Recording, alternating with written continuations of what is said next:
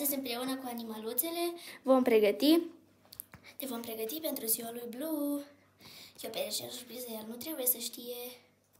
Aici Urs Polar și Bufniță stau de pază pentru George și Blue, care George îl distrage pe Blue. Da, noi stăm de pază. În caz că vine, vă anunțăm.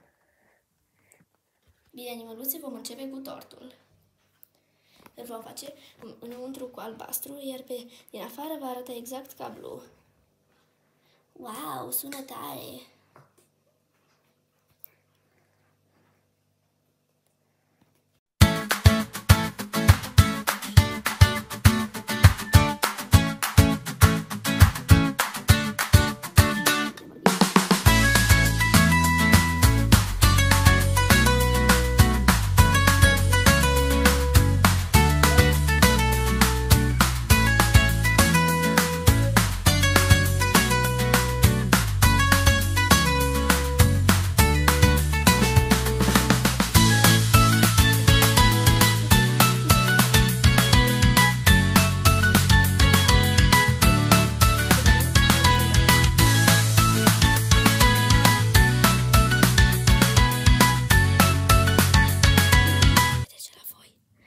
Doar ne plictisim, fac doar același lucru.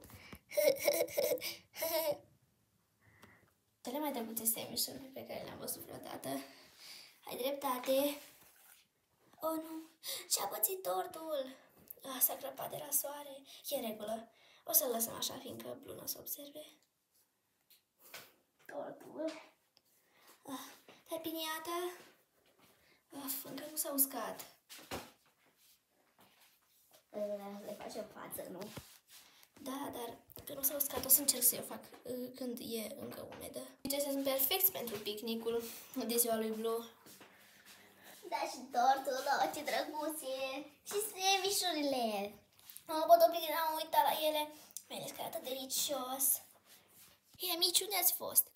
George m-a ținut vreo oră în natură. Da. Acum ducem toate lucrurile afară pentru ziua lui Blue, fiindcă va fi o petrecere surpriză. George, aș avea nevoie la toaletă. Bine, vin și eu am nevoie.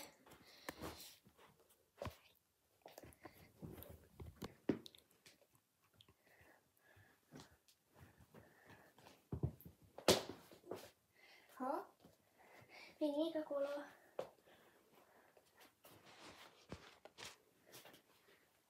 Închideți ochii. Ce? De ce? Hai, o să vezi. Bine. Deschide ochii, nu trage cu ochiul. Bine. Deschideți ochii. Surpriză!